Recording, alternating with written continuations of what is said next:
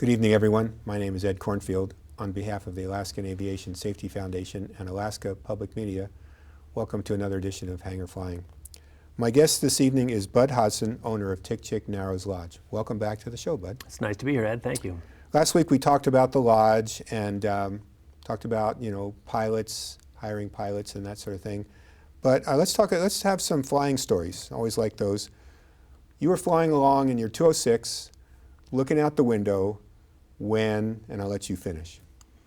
When a loon came through my windshield. And it was like a bomb went off.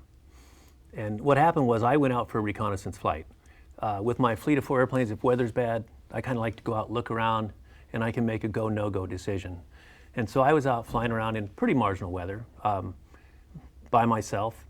And I was coming back along the Nayakuk River, and just right in front of me, 2 loons going this way. And so I turned and went this way, and one loon did like a 180 right straight into my windshield and missed the prop, which is almost unbelievable.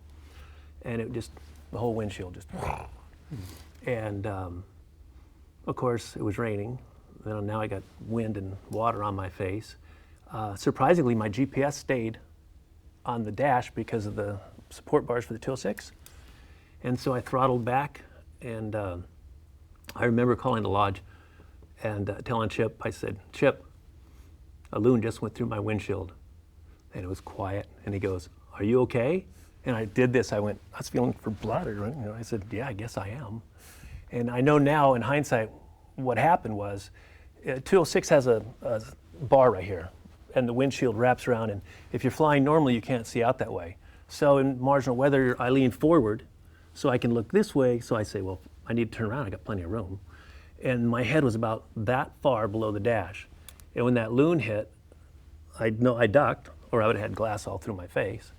And so the fact that I was leaning forward put me in a position to survive that. Then I had to go back and land, and I had no flaps.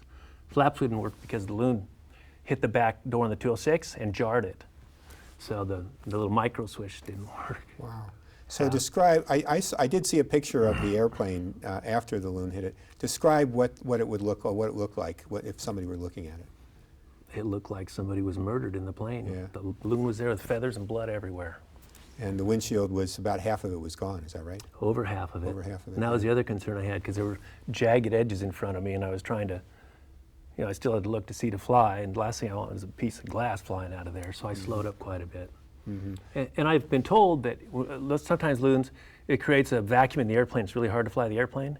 And I think because the loon hit the cargo door, it was jarred about that much. The air can come into the fuselage and had someplace to go. That's a good part. So, let's just break from that for a second. What's the most favorite part of your job at Tick Chick? I think seeing the guests be happy at the end of a week, just the satisfaction of somebody coming to you and say, we had a fabulous time, thank you. That, and also I like to see my crew, especially young crew, develop, get through a summer, and watch them become more mature and just more worldly. I mean, talking to people from all over the world and participating in that type of environment. So, any other exciting adventures in your aviation career, or any other good flying stories you can share with us? Yeah, I got one that you helped me out with. I was at Tick Chick on skis, and I had my caretaker pack down a runway with the snow machines. And when I was on that runway, it was rock hard. I could take your foot and you couldn't even go in 1/8 of an inch. And so I thought, well, heck, man, I'm gonna bring my 206 out, haul some cargo. And I told my caretaker to make it 500 feet longer. And so I brought my 206 out there, and he made it 500 feet longer. And when I flew over the lodge, I talked to him. He was on a handheld, and I said, "Is it hard?" He goes, "As hard as a rock." So when I came in, I landed, and my wheels went through the snow, and my nose wheel buckled. And what happened was, where the runway was, it was rock hard, but the 500 feet he added onto it wasn't. So it was my fault for not paying more attention, and maybe trying to be a little bit bold. So that cost me a prop and a nose strut that you came out and helped me with. Yeah, it was a good adventure for me as well. Mm-hmm. So we just have enough time for one more thought or story, but so you've been in business for a long time, you've done a lot of maintenance on your airplanes.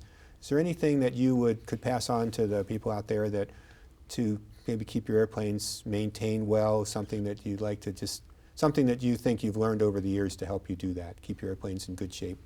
In my case, it's just good maintenance. I mean, if I'm putting my life on the line every day flying these airplanes, I want them to be well maintained. Plus the downtime, especially when you're in business. I can't afford a Beaver to be down for a couple days. It just doesn't work.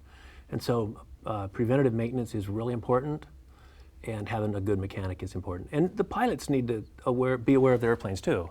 If you fly the same airplane every day, you get a feel for it. And they know when something's not right. So the communication between the pilot and maintenance. Mm-hmm.